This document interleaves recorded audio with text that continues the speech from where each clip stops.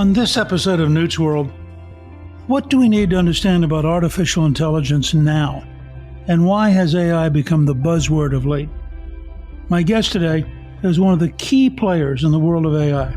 He's written about it extensively. His latest book is Power and Prediction: The Disruptive Economics of Artificial Intelligence. I'm really pleased to welcome my guest, Professor Ajay Agrawal. He is the Jeffrey Tabor Chair in Entrepreneurship and Innovation and Professor of Strategic Management at the University of Toronto's Rotman School of Management. In addition, he is a research associate at the National Bureau of Economic Research in Cambridge, Massachusetts, and faculty affiliate at the Vector Institute for Artificial Intelligence in Toronto, Canada.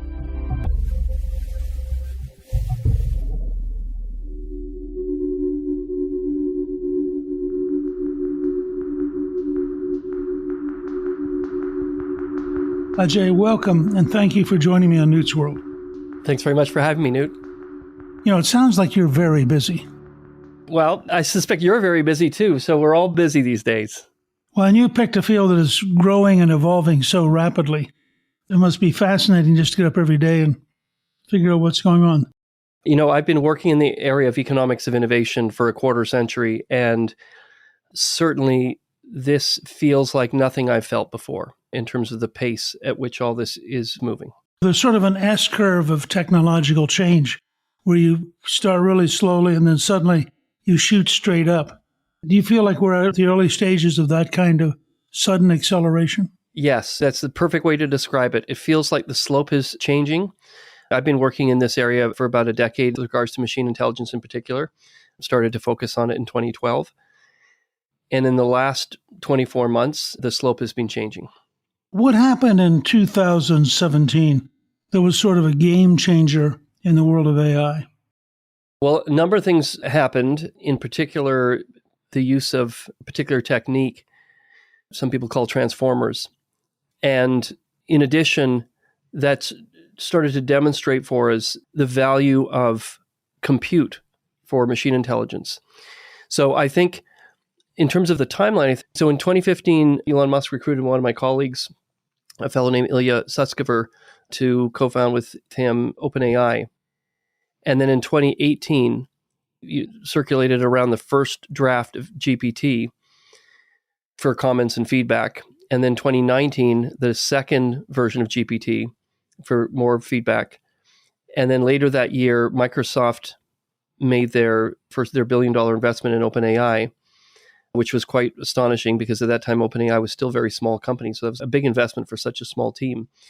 And then in 2022, when they released, in November 2022, they released ChatGPT, that seemed to really set off, outside the computer science community, that set off a real shift in people's perceptions.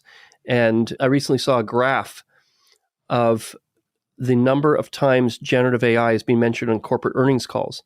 And it's exactly what you described in your S-curve.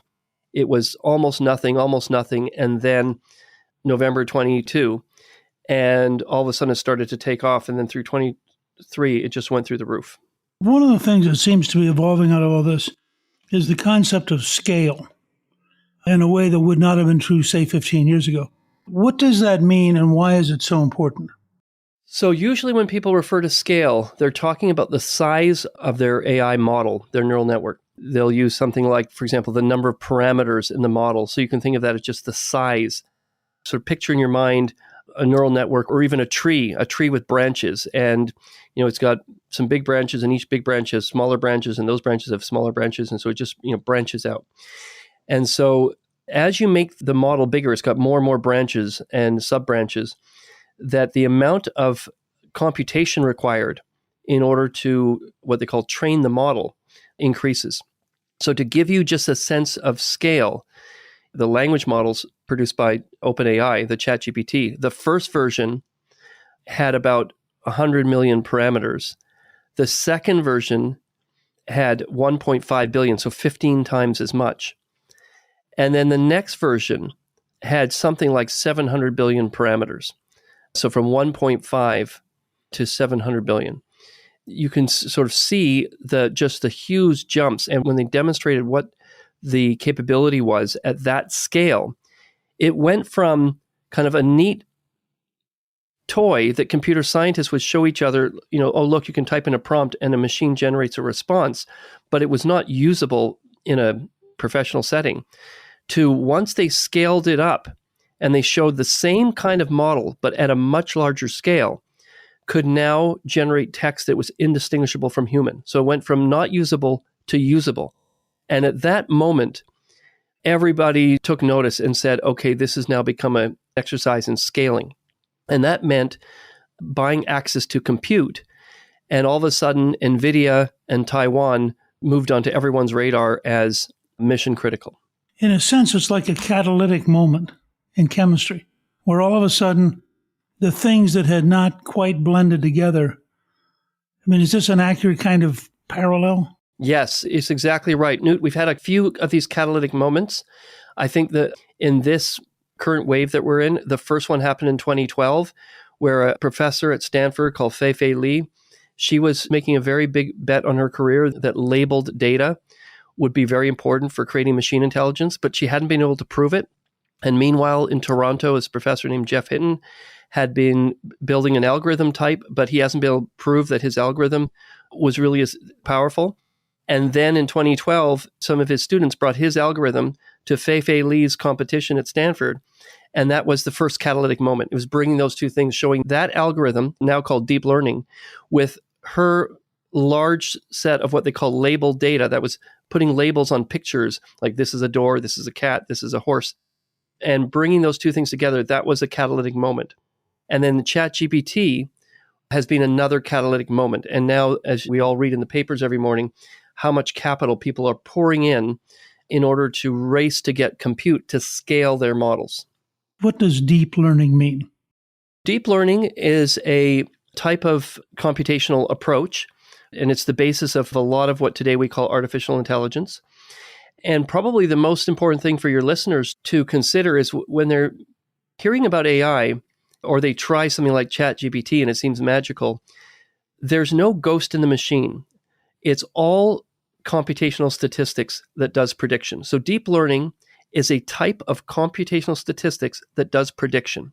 And almost all the AI that we talk about today is some form of computational statistics doing prediction. So for example, if you see AI that's, let's say, like the language ChatGPT, that is a model where you give it a prompt and then it predicts, it's a prediction machine, it predicts what's the most plausible sequence of words to follow your prompt. If you hear about AIs being used at banks, for example, fraud detection, that's AI being used, it's computational statistics that predicts when a transaction is going through, whether it's a legitimate transaction or fraudulent. If you hear about AI in medicine, doing diagnostics like early detection of breast cancer, early detection of Alzheimer's, the AI's reading the medical records and reading the medical images and then making a prediction of the likelihood that, for example, someone's got early onset of breast cancer. All of these applications of AI, every one you hear of, many of them are using some form of deep learning, and that is effectively doing statistics to generate predictions. NVIDIA suddenly showed up as a really big player. What is it that they did, and why is that central to the next phase of AI? NVIDIA has produced chips that are processors that are particularly well suited for this type of machine learning, like deep learning, these neural net type of calculations. There's two main approaches or things people have to do when they're building AI systems. One is they have to train their AI model, and that requires a lot of compute to train the model. And then when you're running it, what they call inference, to actually make its predictions, then that's a second category of compute. And so NVIDIA's chips are particularly well designed for doing these types of calculations. An NVIDIA chip, which is a much more powerful chip, as I understand it, than the traditional chips that it now has replaced in effect for AI. It actually allows you to have an embedded algorithm in the chip itself. Is that accurate? Different applications of AI are using these differently.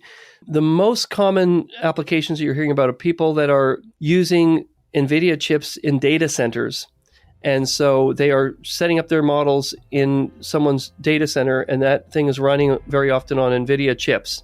So they might be running it either on their own premise or, for example, on Google Cloud or on Amazon Web Service or Microsoft's cloud. And very often those are using NVIDIA chips.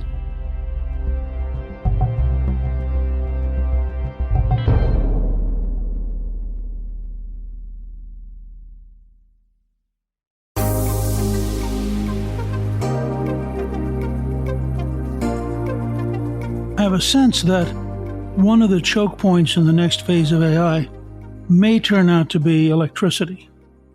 That the sheer volume of electricity that this system takes is astonishing and getting bigger. Your point about scale. I mean, as we get better and better and do more and more complex things, as I understand it, we're going to use more and more power. In your judgment, looking at the way the thing's evolving, where's that power going to come from? Some people were speculating about this 5-10 years ago, but I don't think anybody expected that we were going to start arriving at this power topic as quickly as we have.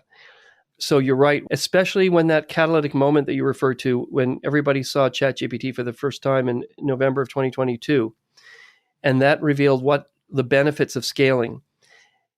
In the short term, the bottleneck isn't electricity, it's compute. It's getting access to these chips. And the demand for the chips shot up once people saw what you could do with them. At some point, as more and more supply comes online, and we've got lots of policies now to create further incentives to create capacity onshore, and the CHIPS Act and so on, that eventually the supply of compute will start to catch up with the demand. And as that supply increases, the cost of the chips will go down, we'll use more and more compute, and therefore the final stopping point is power, like you say. And the demand for energy is already meaningful, but it will become much, much bigger as the cost of compute goes down. Because right now, what's limiting the use of electricity is just that compute's so expensive. As compute becomes cheaper, then we demand more and more power to light up these chips. And so when you ask where's it going to come from, that's a great question for people who are trying to figure out what does the evolution of the energy market look like. Obviously, we're making all kinds of investments in trying to create domestic sources of power, and for national security reasons as well as for cost reasons. And the urgency of that, I think, Newt, is much greater today than it was even 24 months ago, because we never expected the demand for power to shoot up as fast as it has. Tell me just for a minute, what is a data wall? Is there a moment in time where the sheer volume of information is so massive that we sort of run into a wall because we just literally can't handle anymore? There are concerns about hitting a wall. It's not so much that we can't handle any more data, it's that we've run out of the data. In other words, these models have ingested everything on the internet, and there's nothing left for them to read.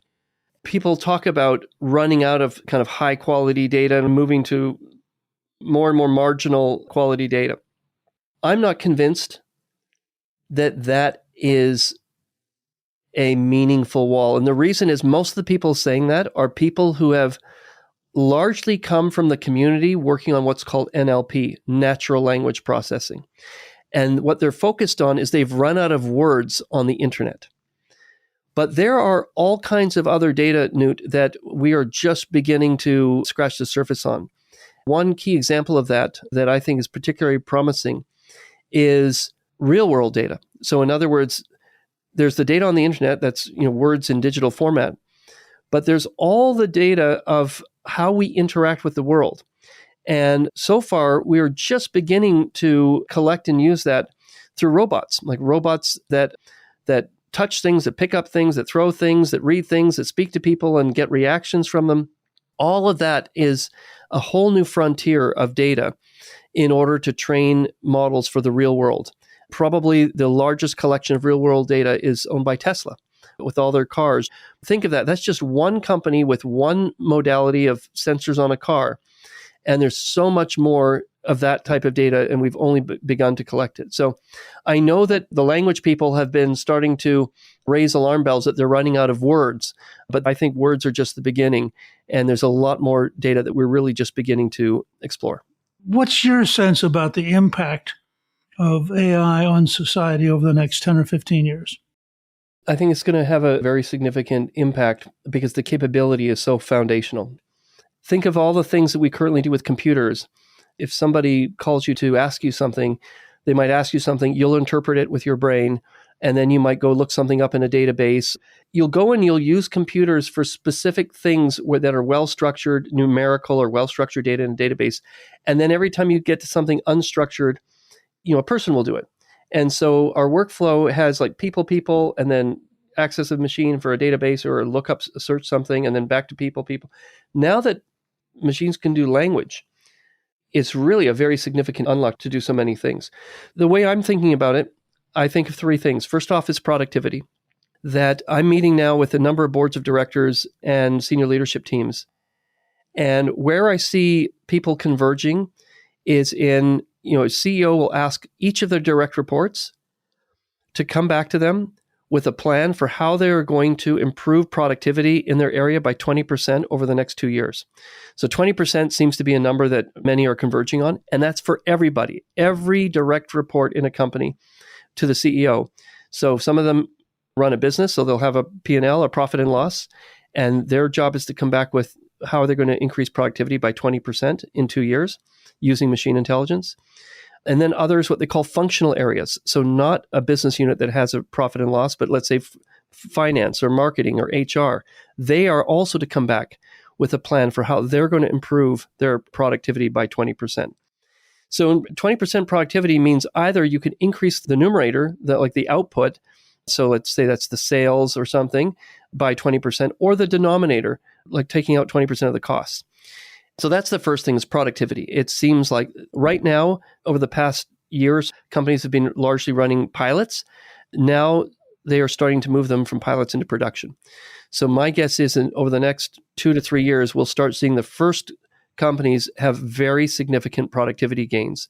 And when that happens, I suspect that'll trigger the second thing, which I think is be very significant, which is I wouldn't be surprised if we see over the next decade or two, the largest reallocation of capital since the Second World War. And the reason that will happen is because there will be leaders and laggards in adopting AI. Everyone right now is focused on the AI companies themselves, like the Googles and Microsofts and Metas and so on. But, the real impact is not going to be them. It's going to be all of the companies that are enabled. And so whether they're energy companies or car companies or drug discovery companies or retailers or banks, insurance companies, whatever they are. And there'll be leaders and laggards. In the beginning, the leaders will just be viewed as a little more tech savvy. But very soon, it will become those that have the 20% productivity lift become so much more productive that the others simply can't keep up. And that's when we'll see the big capital reallocation. All the capital starting to move to the ones that are more productive. And that will be, I think, a period of very significant creative destruction. The third thing is seeing new things. The first two things I described are really just a reallocation of, banks doing what banks do, but more efficiently, and retailers doing what retailers do, but more efficiently. Then there will be all the new stuff. And those will be things like when you described all the technological revolutions that you've seen, where we start seeing things like we've already seen some canaries in the coal mine. An example is Uber. We've lived through the transition of going from every city's got a handful of taxi companies to a global company that's really a software company that uses machine intelligence to allocate riders and drivers and predict the best route between two locations. In the United States, before Uber, there were about 200,000 people that drove taxis and limousines. Today, there's between 3 and 4 million people that drive for Uber. Imagine, let's say each of those people brings a $25,000 car into the road, $25,000 times 4 million people, it's $100 billion of CapEx brought into the transportation system, unlocked by, a navigational AI. You talk about a concept I find fascinating, and that is the notion that there are between times. Describe for us what you mean by between times. Yeah, the between times, we think, is the time between when we've all observed the power of the technology on the one end, and yet it's not yet widely deployed on the other side. So that would be equivalent to the late 1800s in electricity. In the late 1800s, there was a demonstrations of electricity and everyone got to see what it could do, but almost nothing was electrified. Even 20 years in, after the demonstration of electricity, less than 3% of factories in the United States were electrified. And so it took quite a bit of time for it to move into broad use. That's the period we're in now with electricity. Linking that to your question on the transformation. In the case of electricity, the original value proposition of electricity was it will reduce your input costs. If you have oil lamps in your factory, you make it a little cheaper. Nobody wanted to tear apart their infrastructure in their factories just so they could shave off a little bit of input costs. Once a few entrepreneurs were building new factories and decided to experiment with electricity, they realized that not only did it reduce their input costs, for example, they didn't need all the heavy infrastructure that was required to hold up the steel shafts that were previously used. Like if you had steam, for example, turning the steel shafts, and the steel shafts had big wheels on them, and on those wheels were pulleys, and the pulleys were attached to each of the machines, that you didn't need any of that infrastructure. And so then the construction of the factories become much more lightweight and cheaper. And then you didn't need multi-story factories anymore, because now you didn't need to have all your machines so close to the power source, because you could just have a cable and a motor anywhere on the factory floor. So it allowed for single-story factories. And then once you had single-story factories, you could redesign the layout of the workflow of the materials and the people and the machinery. So they started getting all these additional productivity gains as they kept innovating on what they could do that was all unlocked by moving to electricity. And that's what led to the between times of why there was a very slow, back to your S-curve, very slow adoption in the early days of electricity. And then as people started to realize the increasing benefits of using electricity and how they enabled a total redesign of the factory, that more and more adopted electricity. So we hit the very steep part of the S-curve. The period we're in now is that between times. We've seen the capability of AI. We've hardly scratched the surface of its use. We're just getting going. But when we hit that steep part of the curve, there's likely to be a very dramatic amount of capital reallocation.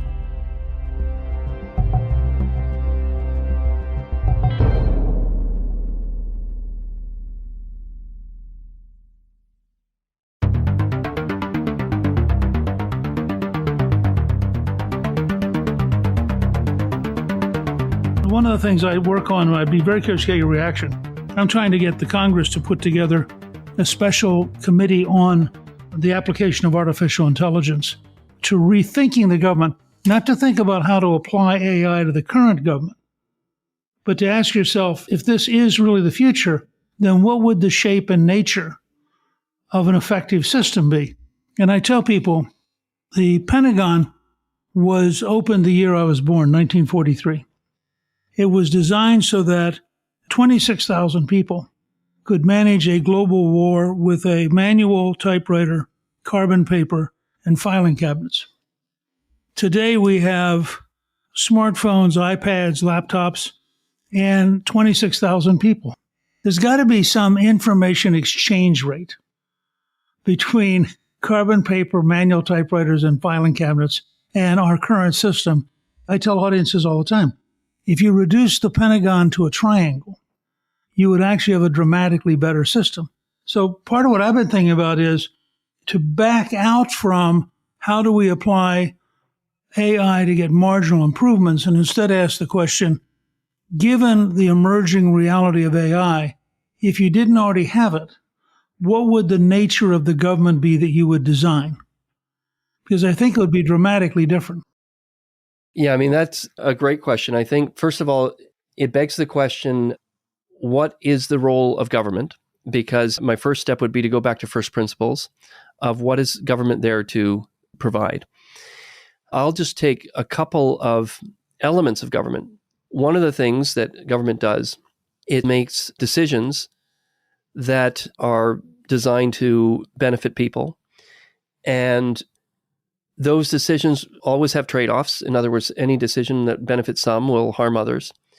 And so how we make those trade-offs is a function of values. And so what the AIs will be able to do that people cannot do is they will be able to hold much more information, kind of think of it as holding it in their minds concurrently, and optimize. So there's been a number of great, careful studies of the ability of AIs to make decisions that are superhuman. For example, doctor decisions. When somebody comes in and they might be having a heart attack, and the doctor has to decide whether to send them for a test, which is costly. And the research team at University of Chicago did a great study where the AIs learned how to make these decisions and became superhuman. And so we're able to send more people who should have been recommended for a test, and many of those who ended up getting tested and in retrospect didn't need the test, the AI does not send them for a test. So it's much more efficient. It's a much better decision maker than docs on average for a complex decision like that. So on the one hand, these AIs are much better at holding information, kind of lots of disparate information in their minds, and then making predictions. What they don't have is judgment. AIs have zero judgment. Only people have judgment.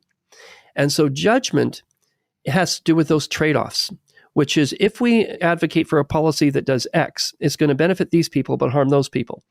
Which are the trades that we should make under what conditions? And so I would imagine this government of the future will be far more efficient. It will make much higher quality decisions.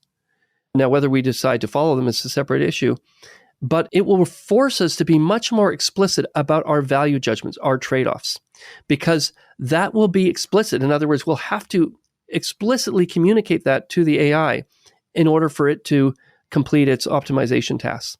So I think it's going to make things far more transparent than they are today. In order to benefit from the power of the AI, we'll have to be much more transparent. I hadn't thought about it this way, but you're really saying that to effectively interact with AI, you actually have to improve your own understanding of what you're asking AI to do. It actually enhances the requirement for human clarity as a prelude to getting machine clarity. That's exactly right. One of the scenarios that people often describe, a very common one, is what they call the trolley problem, where the car is all of a sudden spinning out of control, and the driver has to make a split decision of whether to hit two older people on the side of the road or hit one child on the other side. That doesn't show up on the driving test, but when you're put into these scenarios, you're racing along a street and it's wet and it's nighttime and the light turns yellow and you have to decide whether to kind of step on the gas and get through the light or try and step on the brake, but you're worried you might skid into the intersection. You got to make a split decision. Now, no one's ever asked us what we would decide in each of those scenarios, and you and I might be different. But for the AI, it needs to be given guidance. It'll be put through many scenarios and it will predict what it thinks it should do. And humans will observe it and then either say yes or no, you should do that or you shouldn't. That means we'll have to make it explicit. That's a small example of, let's say in the trolley problem, each of those cases you have to make explicit and basically imbue the AI with our values. Which gets me to my last big question for you, which is, you talk about that AI's core function is to improve prediction. If I'm listening to you, you're also suggesting that we have to improve with clarity the value judgments we want inside that prediction. Yes. This is going to be the practical use of philosophers have been reasonably limited over the last number of decades because a philosophy degree is not that practical. I think we're going to enter a period, Newt, where all of a sudden that becomes valuable again, because we're going to have to make, as a society, a lot of philosophical decisions that we've already started to see the very first glimmers of with, for example, that happened with Google's Gemini that was in the news, of AIs that are doing things and we have to decide, are they aligned with our values? When they're just doing a few things and they're like party tricks, it doesn't really matter. But when we start embedding machine intelligence into our banks, deciding who gets loans, into our insurance companies, deciding whether a claim is legitimate and should be paid, when we're putting them into our medical systems, deciding which people should get which treatments, all these things, in every case, we are going to be confronted with, this is a decision that we are, in some sense, handing to the machine because it's got such superior prediction capabilities, but it doesn't have judgment. And so we will now have to make our judgment explicit. It can't be left to the discretion of the person because the person's not doing it. And so it will become, I think, a flourishing of debate and discussion and bringing our judgment from the recesses of our minds out into a public discussion. Well, let me just say, this has been an exhilarating conversation. I want to thank you for joining me. Your contributions to artificial intelligence and machine learning are amazing. The way you're thinking it through is extraordinarily helpful. I want to encourage our listeners to get a copy of your book, Power and Prediction, The Disruptive Economics of Artificial Intelligence. It is available now on Amazon and at bookstores everywhere. And people can learn more at your website, agrawal.ca. I really appreciate your taking the time to be with us. Newt, thank you very much for your interest in my work. It's been a real pleasure to be here. Thank you to my guest, Professor Ajay Agrawal. You can get a link to buy his book, Power and Prediction, on our show page at newtsworld.com. Newt's World is produced by Gingrich 360 and iHeartMedia. Our executive producer is Garnsey Sloan. Our researcher is Rachel Peterson. The artwork for the show was created by Steve Pendley. Special thanks to the team at Gingrich 360. If you've been enjoying Newt's World, I hope you'll go to Apple Podcasts and both rate us with 5 stars and give us a review so others can learn what it's all about. Right now, listeners of Newt's World can sign up for my 3 free weekly columns at gingrich360.com/newsletter. I'm Newt Gingrich. This is Newt's World.